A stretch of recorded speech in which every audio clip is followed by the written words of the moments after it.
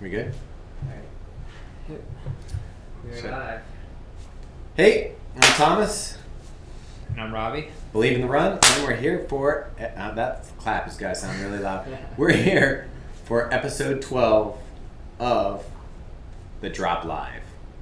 Robbie's taking care of technical issues. Just getting some stuff straightened out. We don't have Megan as a producer anymore, so Well, we're both sad and yeah. We moved it to the office, and when we were doing it from the home office, she was down to clown. But when we came down here, she was like, I'm not driving all the way down there. Because she's actually pretty busy taking care of a lot of the stuff that we do around here. yeah, like the important stuff that makes us money. Yeah, exactly. And you're going to notice that Jared isn't here, and that breaks my heart. I always love having some Jared in the house. It's always nice to have him around. I mean, I don't know if you know this. You probably don't because you don't know Jared that well, but he is an attorney, and he's kind of a badass. Like, he's got a great sense of humor and super smart. Yeah, and good looking. Yeah, right. Very good looking. like if you're prehistoric. He has wide feet. Yeah, he's probly watching right now. Yeah, and a low brow. He's got a low. Does he? Yeah. All right, now we're just good. Anyways, so yeah, this is episode 12. We've made it to the dirty dozen. Yeah, that's cool. And hopefully by now we've worked out a lot of the kinks. Yeah, I feel like we have. We're getting there. Yeah, I mean now we got to work on a set. Like I'd prefer, like couches would be great. Maybe like a palm tree, or did you hear about the two ferns? Maybe. Oh yeah, it's coming back. Yeah. It's the movie. It should be here. Oh, it's a movie. I don't know how they're gonna make it a movie, but the movie is coming out on Netflix. What's the movie again? This week. Between Two Ferns. With Zach Galifianakis. Yeah. Yeah. Okay. That's cool. Yeah. All right. So we're kind of like the same thing, right? I mean, we are pretty much two ferns. Yeah. Yeah. Now we're the ferns. Yeah. There's nobody funny. There's no talent here. Yeah. So if you have any comments or questions, definitely leave them in the comments section, and we will get to them as we go along. Yeah. For now, let's start out with a couple of the things from this week that we reviewed. Number one is the Brooks Pure Grit, which let me grab that here. Yeah, so Robbie did a run did the testing for the Pure Grit. The review is up, as well as Dave Ames, and it was kind of nice because Dave's on the East Coast some of the time and on the West Coast some of the time, so he's got that double trail kind of experience, that packed kind of easy trail that the West Coast has, and then of course out here we have more of that technical, rocky, nasty, ruby, crappy. Yeah. Yeah. So he was in upstate New York testing these. Mm-hmm. I was in Pennsylvania, which somehow I found some normal dirt trail that wasn't full of rocks, because almost all Pennsylvania is just rocks. Yeah. Didn't he? Did he do any in California? He didn't. He did all of his trails in New York because he's apparently that bougie. He can go to New York for a month. So. Well, yeah. I mean, he's a coach, so. Yeah. Yeah. He's got it going on. Anyways, so this is the Pure Grit 8, which I think we previewed a little bit before. It's a minimalist, lightweight trail shoe from Brooks. It's kind of interesting because there's no Brooks branding on it at all, except for this tiny spot right here. It's a, like I said, really lightweight shoe. It comes in at 8.2 ounces for a size 9, which is pretty solid for a trail shoe. For a trail shoe, yeah. Now, it's actually... Does it have a plate in it? It does. It's very minimal. I didn't feel it that much when I was running. Like, you didn't feel the protection, or you didn't feel the interference of a plate? I didn't feel the interference of a plate, which I know if it's in some other shoes you can feel. Yeah. It runs really fast over trails. The only issue that I've had is that the toe box is weirdly long. Like, I tripped for the first time ever and fell on a trail, which was super annoying. So my record's broken.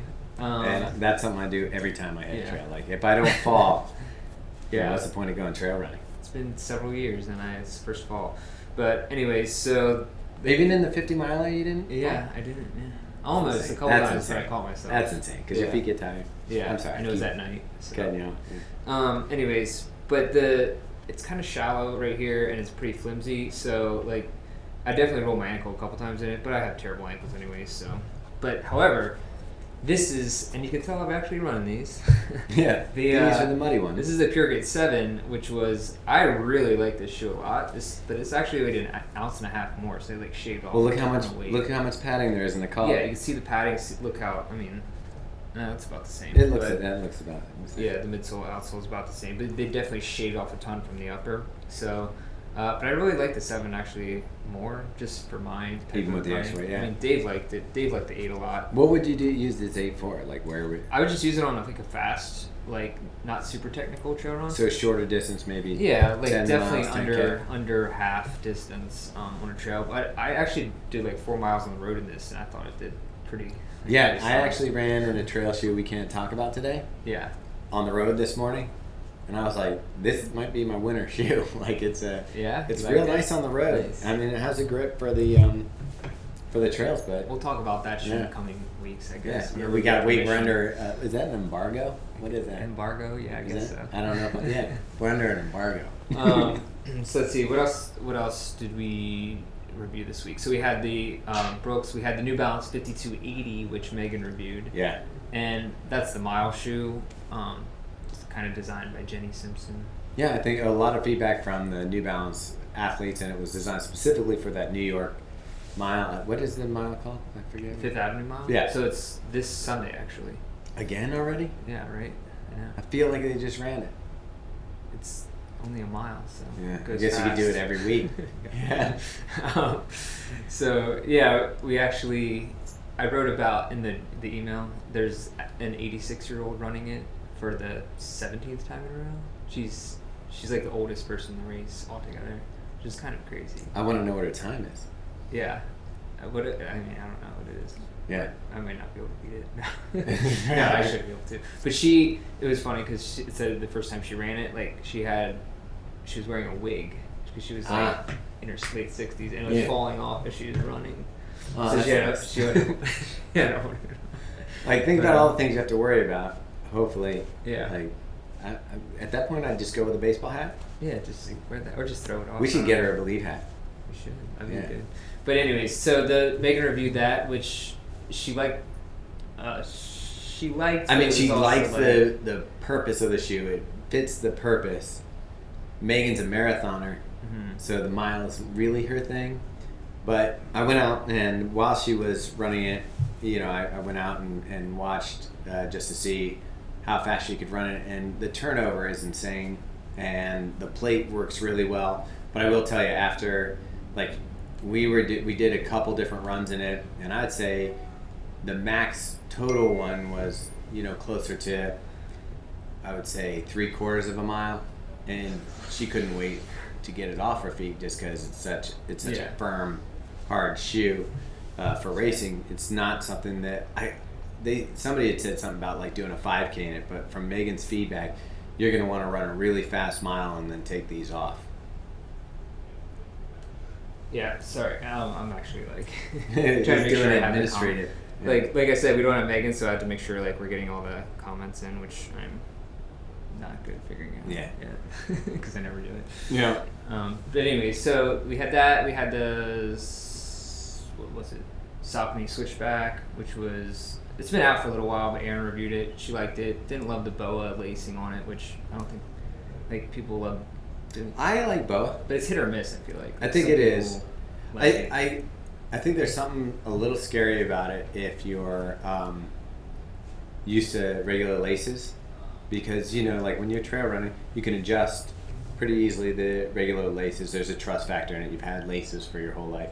When you get in the boa, if anything were to snap on those or anything was to break, you're going to be SOL. Yeah. Now the good thing is they're super strong and they're built from super strong materials. If you break a boa, something's wrong. Like you're going to slice your foot or something. Like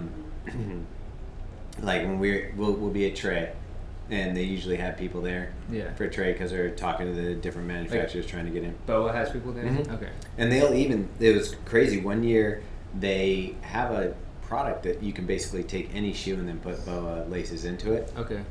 Or the boa lacing system. Weird. So they were taking, I don't know if it was in partnership with Under Armour, but do you remember the Fat Tire? Yeah. They were taking the Fat Tire and putting the boa on it, and which is kind of crazy because next year the Speed Tire came out, and lo and behold, it had boa lacing included. Okay. Yeah. Anyways, so that's cool. Yes, that was the boa and the Saucony Switchback. We also had, hold on. Oh, yeah. Our best running shoes of 2019. Yeah. So we realized we didn't have a post that kind of aggregated all of our favorite shoes for the year. Usually we wait till the end of the year. Yeah, but we were like, we should have a running post of like just our favorite shoes that we've, as a consensus liked throughout the year. Yeah. So there's some shoes not on there, like Thomas loved the Peg Turbo. Yeah, I would have put the Peg Turbo 2 on the list this year. Robbie and Megan were kind of meh on it. I started to come around to yeah. it, but I'm still a little meh. Like, I like it maybe even better than the React now, but Megan and Robbie... I still love the React. Yeah, he's wearing it right now. Yeah. So, it's kind of like a compromise. I think at the end of the year we'll have personal picks for our reviewers, Yeah. like our top 3 for the year.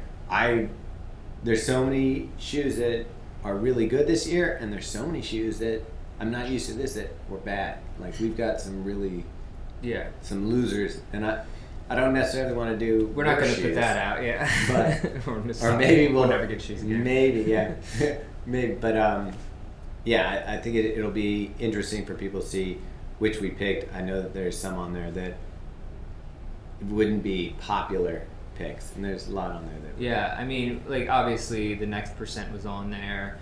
The Hoka Clifton 6, which actually the 4 and 5 no one really liked. No. So the 6 is a return to greatness.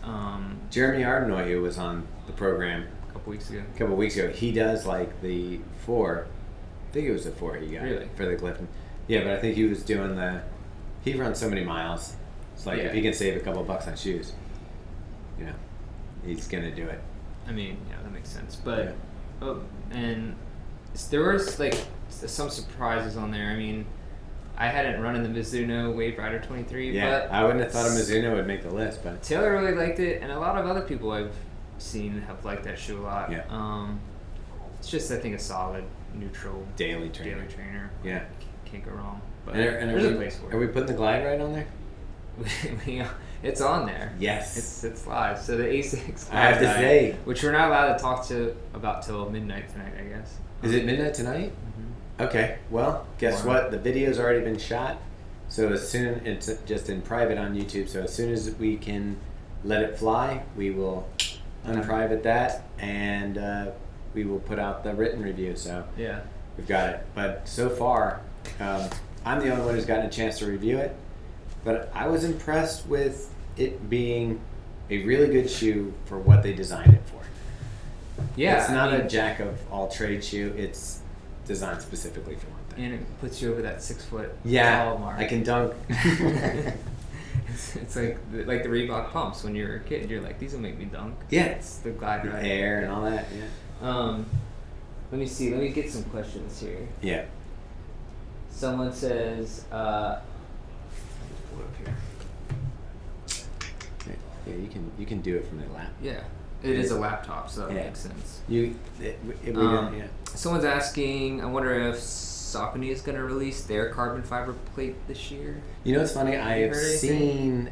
We have a guy who runs with the Faster Bastards. Yeah. And he has been wearing a Saucony prototype shoe. Oh, really? But I think it's a daily trainer. But it's kind of a big departure for Saucony, so I'm excited for it.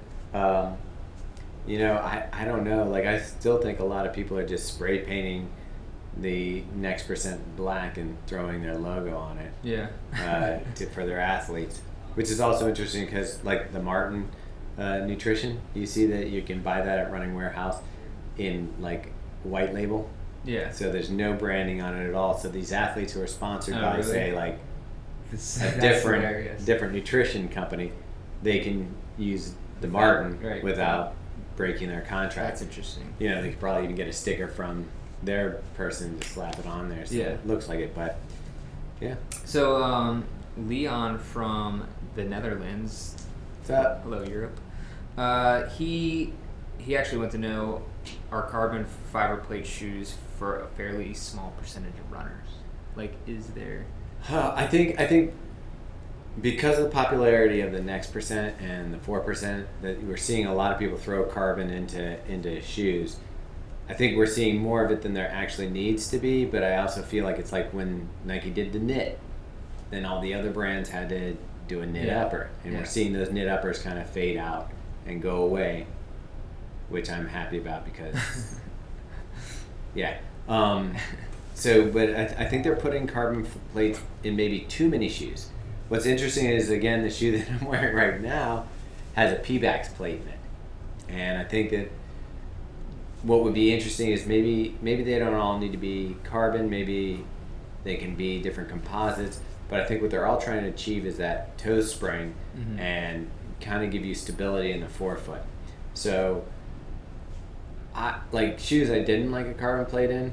I hated it in the what was the Hoka before the Carbon X? The Rocket. Carbon Rocket. Carbon Rocket. It just felt like I was running on dinner plates. Yeah, no one. That was one of those shoes that like came and went right away. It's like nobody. Yeah, I'm kind of curious why they even put that one out. Yeah, especially when they had the Carbon X coming out, which is a superior shoe to it. Yeah, for sure. And even in that shoe, I don't know how much you feel the plate. Like you feel, especially in the older 4%, you feel that like kick off. I didn't feel like in the Carbon X. I don't know. I felt the plate so much as I did the rocker. Yeah. Yeah, it's like just real smooth. And I think the plate just helps keep that shape, rigidity. Yeah. Someone in relation, Cody Jet, what's going on, brother? Cody. He was asking, like, when you first started trying carbon plate shoes, did you kind of need an adjustment? Like, did you need to get used to it?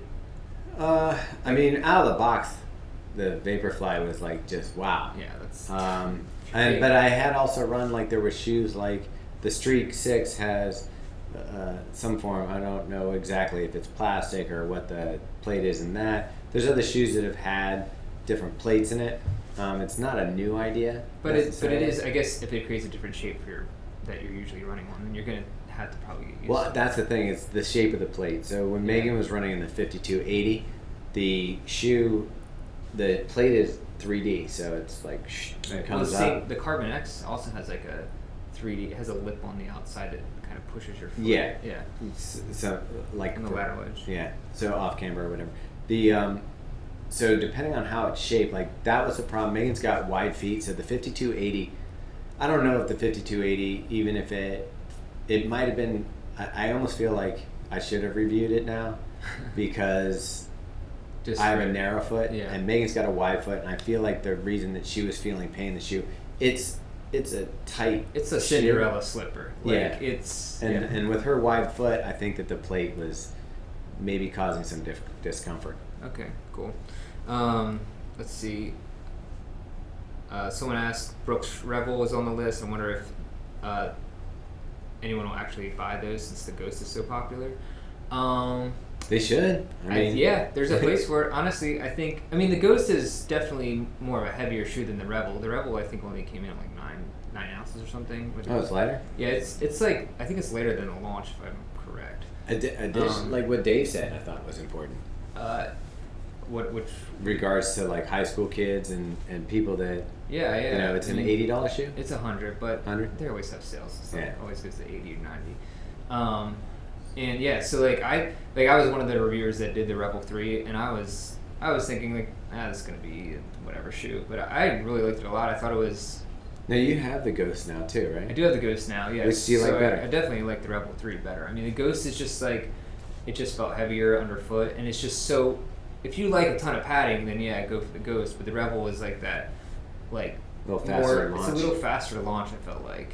Yeah. I mean, that's the thing. It's like, do you feel like with the Ghost? I think the popularity of the Ghost is when you look at the Ghost, that's your local running store's favorite shoe. Yeah, you can put that on anybody, and it pretty much can do what most of the runners at those stores need, which is just an easy miles. miles. I mean, it's super padded, comfortable. The Biomogo midsoles, like, there's nothing wrong with it, but it's not going to blow your mind. No. So it's like that hasn't been advanced in 6 years or something. I mean, I still don't really have a problem with it, but but like when you compare it to like all the, even like the Flight Foam and the from Asics, or I would say the what's the midsole you have for the Reebok? It's the like on the Energy.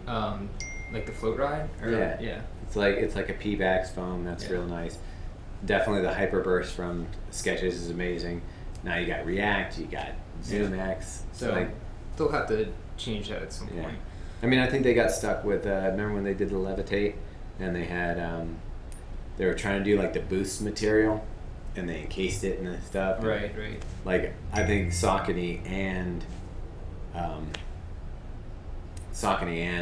Brooks got caught up trying to chase that Adidas boost. Yeah. And ended up getting a boost-like product while Nike went ahead and created something new. Someone also asked if we're going to test the Brooks Launch 6.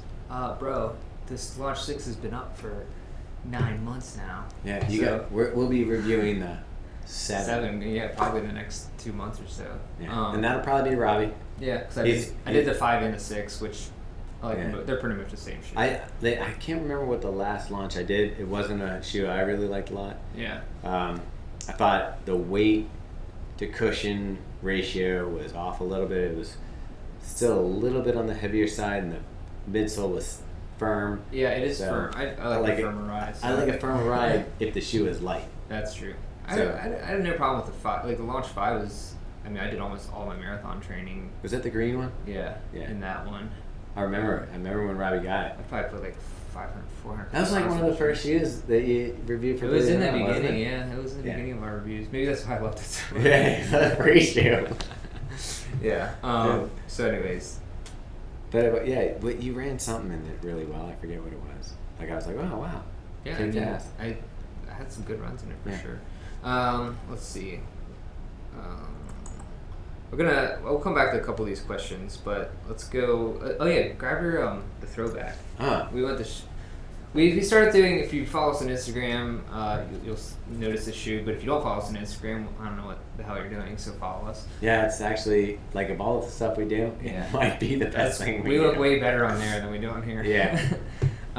So we posted this for our Throwback Thursday picture. People kind of love the shoe. Yeah. I don't think I've ever video reviewed this. Yeah. So it's kind of interesting. So this is the Saucony Fast Switch 4.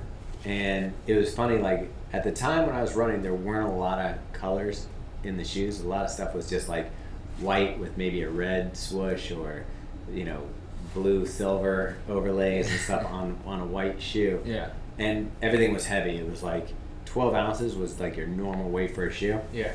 And I, was starting to get more into running and wanting to run a little bit faster. Started doing like speed work and stuff. And before that, I hadn't really done much. And I went on Zappos, and at the time I was big into Saucony. I think the Triumph, I probably had several pairs of those. And so I saw this and I was like, this looks like a skinny, screaming yellow Triumph. I'll give that a shot. Yeah. And I called my coach at the time, or emailed him, I forget what I did. And at that time I was working with Caleb Maslin, and I was like, hey, can I wear these? He's like, yeah, that's actually good. Do I have permission? Yeah, it's a good shoe. And at the time it was kind of geared like in between regular running and marathon. Like you'll see on the bottom, there's drain holes. Oh yeah. For, that's cool. Yeah, for like if you're running a triathlon. But the actual shoe itself, it's kind of a stability racer, and I'm a neutral person, but on this low of a profile, I think the stability helped because I run in the Type A too, and I actually like the Fast Switch better than the Type A. Yeah. Dude, it's a light shoe too. Yeah. And I look back at I kind of miss, like when we talk about uppers and knits and stuff, I kind of miss these cool meshes. Yeah. Like open air meshes. These were a lot more, I feel like they were a lot more breathable than what we get these days. It feels like it is. Yeah, it was a light shoe. It was colorful, like in a sea of silver shoes. It's like, I loved it. And I ran the Phoenix Marathon in it, and it was the first time. Before that, I kind of like run marathons to just be running marathons. I was like happy to break 4 hours. It was just out there. Trying to lose some weight, get there. And then these came along, and I ran one of my fastest marathons at the time in these, which I think was like a 3:45 or something like that. Like 15 minutes off your... Yeah, it was like crazy. So I was like, and that was when I said to my coach, I said, do you think I could run, Boston, and like qualify for Boston? And at the time, they keep getting lower the times, but at the time it wasn't such a, I think 3:20 was the Boston qualifying time. Okay. Which then I ended up running, but then they moved the time. Right. Didn't get it, but yeah. So it's still still there. But yeah, this sent me down a road of more minimal running shoes in racing until I finally broke my third metatarsal and decided that I like cushioning now. Wait, which one did you break your third metatarsal? Charles. Oh, that was the Saucony the Type same- A. Oh, the Type A. Type A. I think A4. Okay. But yeah, and but I don't blame that shoe, although it was very minimal. It was that all the shoes I was reviewing at the time, like I was doing Just like the flats. Merrill glove, which Okay. I don't know if you remember that. Yeah. It's basically a Vibram 5-finger Right. with no toes, which I really liked, and that it didn't have toes. And then, because then you got to wear in gingies and the whole Yeah. thing. But Thomas is just waiting. yeah, for I that mean, day. we went through so many minimal shoes at that time, like. Oh gosh. That was the craze, you know. It was like Yeah. right after Born to Run. Yeah. Everything that I got was like. But like you can't just train in that all the time. You well, need that's to what show, happened. Obviously. And then what happened also, like I think this happens to a lot of runners. I was so excited about finally being a little faster Yeah. that you go full tilt, Right. and I was like racing every weekend, upping my mileage. Like Yeah. I had several years in a row where I was over 3,000 miles for the year, and as an amateur, like not really trying to do anything insane. It was a lot of miles on my Yeah. feet. I was sore all the time, you know. Yeah, I'm just shocked you got injured. That's Yeah, exactly. And it's funny, now I've been working, not that Caleb Maslin was a great coach. I did a lot with him. It was just over time, I felt like I wasn't getting as much out of the coaching and our relationship. Oh, And then Dave Ames, I started working with him. He cut my mileage way back this last couple. Like I've been working for, I guess we're going to be going on like almost 2 years, Dave. I think, or maybe it's much love to you, Dave. maybe it's 1 year. I don't know. Anyway, yeah, it feels like 2 years. But Don't say that to your voice. he's cut my mileage way back, and I've been running healthier than ever, and you know, the workouts he's been doing is great. So Cool. That's awesome. yeah, Dave's been good for me. Someone did ask about Adidas recommendations, which, by the way, if you check the list, we got a couple on there. Boston 8. Oh, is this up for people to look at right now? Yeah. Yeah, it's you up. can go to this review right It's now. live. It's up. Boston 8 and here's the shocker, Ultra Boost 19. I was a little bit shocked by that because, I mean, I haven't run in it, but it's pretty heavy for like a... It's well, you know what? It's around the same weight as the Glide Ride.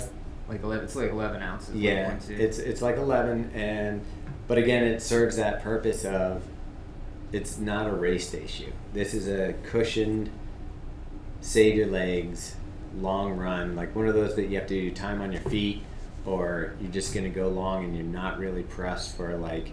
You're not going to be doing intervals during the long run, or you're not going to be picking up the pace. You just need to cruise and get Yeah. those miles in. Both those shoes are really good. And for the that. Ultra Boost 19 is definitely like the coolest looking Adidas out there. Yeah, I probably was- want it more casually than any shoe. Yeah.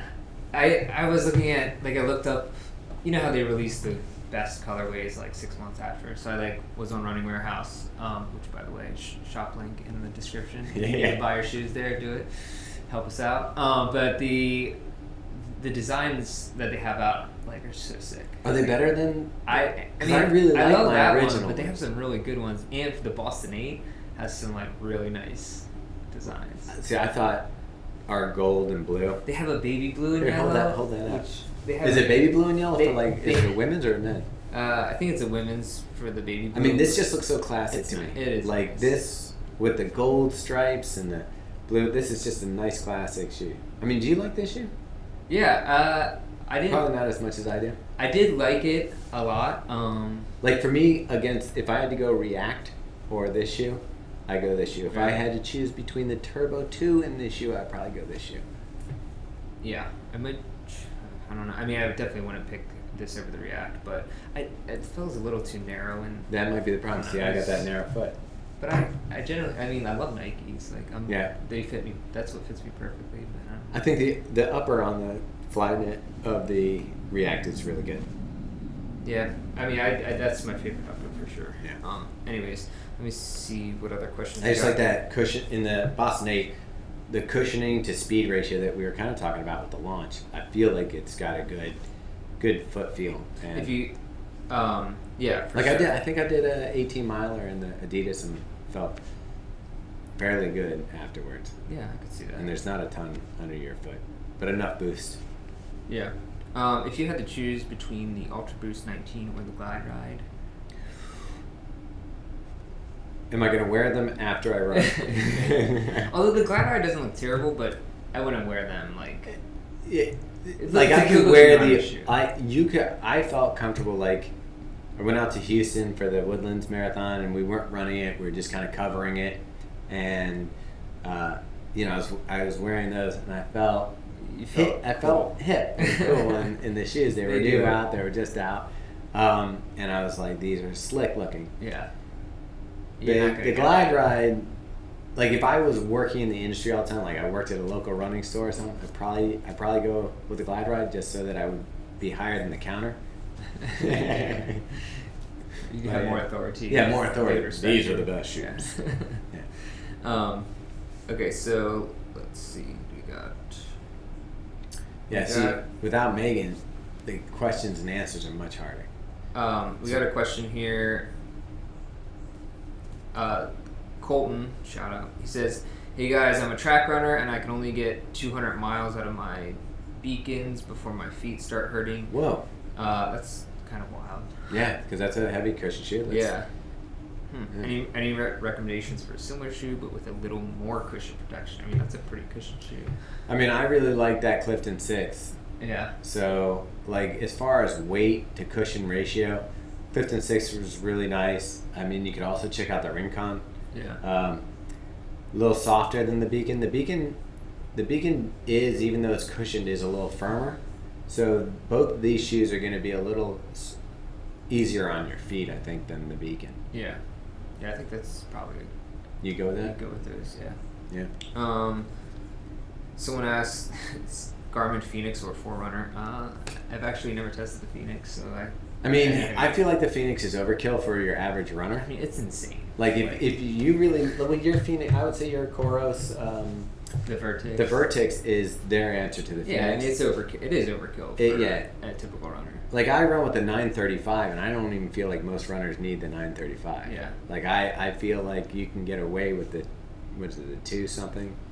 The 235? Yeah. I'd want the heart rate. I want the optical heart rate on it, and I want the ability to do workouts. So. But even then, the heart rate on any watch is never like really that accurate. I mean, it's not. But I like having the data. Yeah. And even if it's not accurate, what it is okay. So if it was inaccurate over here and still inaccurate over here, you can still compare the two. Yeah, some kind of guide.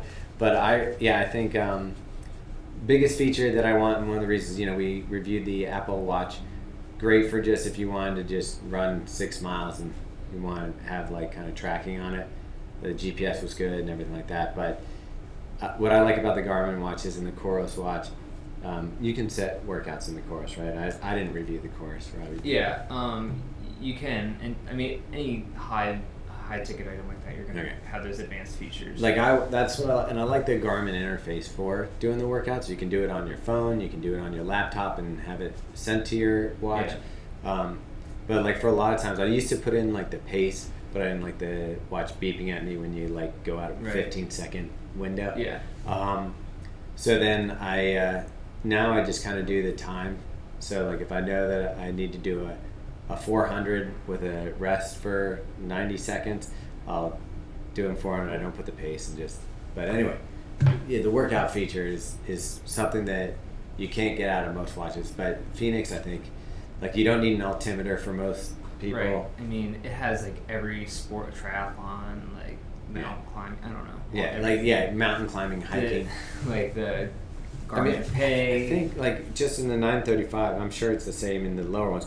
This has got run, bike indoors, treadmill, indoor track, bike, pool swim, and open water, triathlon. Are you actually going to read all? Yeah. Disc golf. Trail run. This has trail run on it. Dude, the Polar, like you can choose all the options. It has like disc golf. I'm like, I think I know what I'm doing while I'm disc golfing, and it's drinking a lot of beer. Yeah, like, I don't think I need to pressure. Well, you know what though? If that's your only sport, you're like, look, I walked 3 miles today. I guess so. But like, also, it's probably the same as hiking. You know what I mean? Like, what's the difference in activities, really? Your arm has to go like that. Yeah, if you're left-handed, you're really gonna get a lot of data out of that. with your watch hand. Let's see. What about some of the clothes that we've been trying out? Do you want to talk about what's coming up for that? Like what our thoughts are? Yeah, I mean we can. Like I imagine that once we put up the review in the next couple of days, we can talk about it. But it's going to be kind of like the way they're coming out. Well, we have some Rabbit and John G gear that we're... Rabbit, John G, Tracksmith? Yeah, So we're doing... Saucony Brooks? Yeah, we have a lot of stuff. But we're doing, in a couple weeks, we're doing like a 5 days of Rough fall. Riders. So, do we? Yeah, it's that short. Oh, yeah. We're doing like the 5 days of fall where we're picking like our favorite stuff and putting it like in... It's going to be the first week of fall. So that'll be cool. But we are getting a lot of fall type running gear in, although the Rabbit gear was kind of summer, but it's kind of summer, but it's their new patterns, so I think it's meant for going into the fall here for fall racing. They're cool. Yeah, the Sunwash stuff, I love it. I know. I love Rabbit's gear in general. Yeah. They do a really good job. I've gone back and forth. Some stuff has been hit or miss for me, but they seem to really be dialing in their fit. The materials are nice. Yeah. Like they're doing a good job out there, and I think they're out in Southern California. Yeah. The long sleeve shirt I got from them last year. You got I don't think I've ever gotten a long sleeve shirt from Rabbit. It is the most comfortable. I would like a long sleeve shirt. It's the most comfortable shirt I've ever owned. Yeah. It's amazing. What about, not to give anything away from our upcoming review, but what about the Tracksmith? The base layer? Yeah. Not to give out too much. We're basically telling you. Yeah. Is it too tight? It's super comfortable, but it's a base layer, so it's supposed to be tight. Yeah. I mean, I'd like a little bit more room, but I feel like I got to do push-ups before. Dude, those Tracksmith guys are like freaking models of like. You're not that heavy though. I know. That's what I'm saying. You're not heavy at all. You're skinny. I weigh like $130. Maybe $135. I think it's just we need to do some sculpt. Yeah, that's what we need to do. Yeah, get up there. Right, let's make that a part of our daily agenda. Did you want to talk about like fall shoes and like Gore-Tex, whether or not? Yeah, so like since we're gonna have those like muddy fall, rainy days, and since it's hurricane season, not a shout out to you, Dorian. Get off our coast. You're too slow. Yeah, too slow. You can't keep up. Yeah. Plus, you're hurting people. Yeah, get out of here, man. Yeah. Get out of here with that. Do you think you can hear us right now? It's a boy. I thought Dorian. No, I guess Dorian Gray. Yeah. Hey, Jinx. It's a literary reference for y'all out there. Look that up. Protect yourself. We got English in our art major here, so we're quite versed in art. And psychology. Liberal arts. Yeah. Anyways, so yeah, for fall rainy type shoes. Yeah. I'll throw it out there before we get started. Why don't we if you're watching right now and you have a solution for those days when you go out and you don't want to get your beautiful shoes messed up, what are you running? Yeah, because there are we're getting actually a couple Gore-Tex versions of shoes. I know that.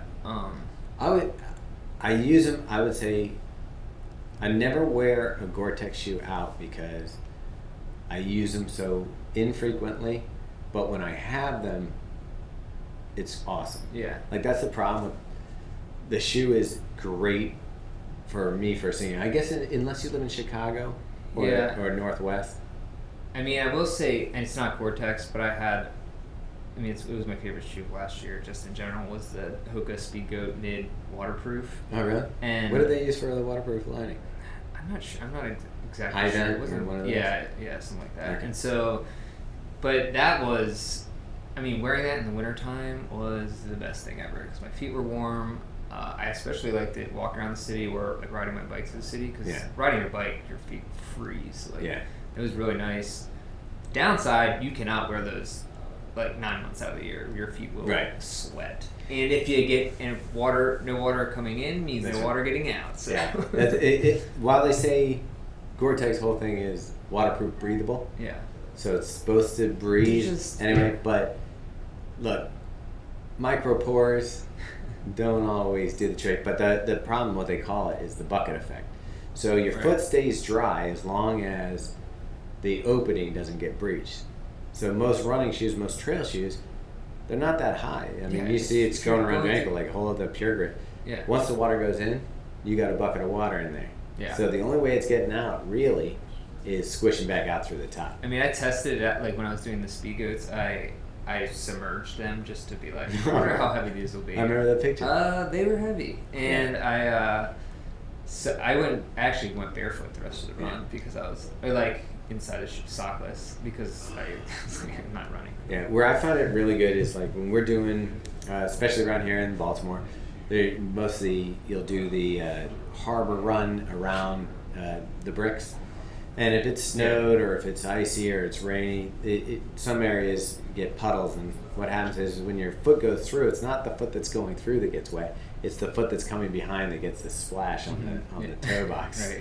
And your foot is wet immediately. So what I find is like in those slushy conditions where it's like warming up after a snowstorm, so it's not icy, and you've got a Gore-Tex shoe on or something like that, and you can keep the water, I think they're fantastic.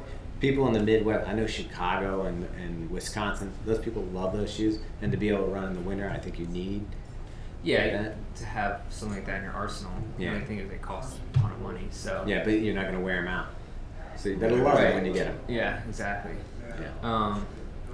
So yeah. Anyways, that's kind of like mostly what we want to cover for this episode. I think. Any other questions? Let me see if I got any more questions here. With our neighbors. Yeah. We've had a pretty good run this show, right? Yeah. Let's see. Okay. I think someone asked if the Rincone's outsole is durable. I guess. I mean, it's relative. It is what it is. It's like kind of like that. Is it Armat? I don't know what the foam is, but it's got a little bit of rubber at the toe, a little rubber at the back. It's not gonna. I don't find that some of these exposed sole shoes wear out necessarily. It's still giving you the cushion, it's still getting that, but it's cosmetically not as pretty as you may want. Yeah. Like the rubber sole hides a lot more of the scuff marks. It's going to be a little bit heavier. Let's see. I think that's pretty much it. Yeah. As far as I can tell. Yeah. Awesome. So I think we covered most everything. We did it. Well, we did it without you, Megan. Yeah. Or you, Jarrett. But we still love you. Yeah. See you next week, Jarrett. So yeah, so remember, if you haven't yet, subscribe to us on YouTube. Like us on Facebook. Yeah, and follow us on Instagram. Boom. And if you haven't, check out We're doing the hat giveaway. We are doing a hat giveaway, so check out Instagram, comment on that. Yeah. We're giving away a hat on Instagram. We actually have some other giveaways coming up. Ooh, is a really good one. Like, well, we can announce it. Yeah, it's like, so Megan and I have been testing out our second generation of the chili pad, which is called the Uller. It's a bed cooling system that you love this thing. It keeps you sleeping in the. I run hot, so like in bed I would get like night sweats and that kind of stuff.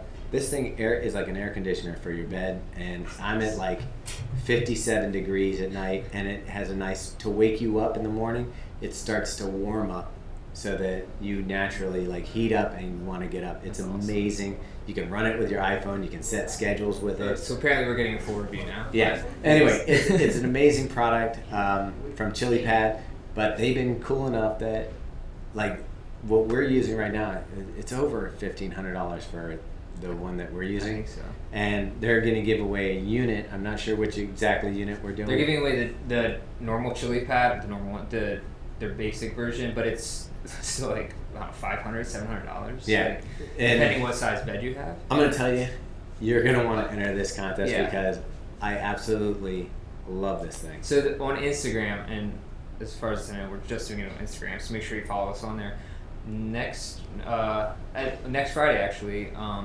We'll start it? Yeah, the 13th is when we're starting it. And so just all you have to do is you're gonna tag 2 friends, comment, follow Chili Pad, and then they're giving it away. Like, it's insane.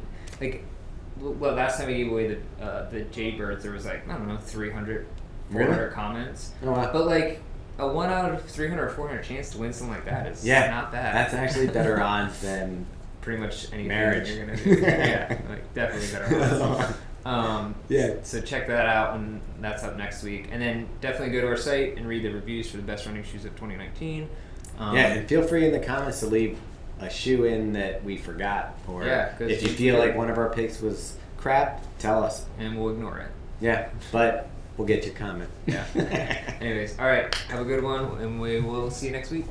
Now this is where the music will play. This is what happens when you don't have a producer. You gotta sit.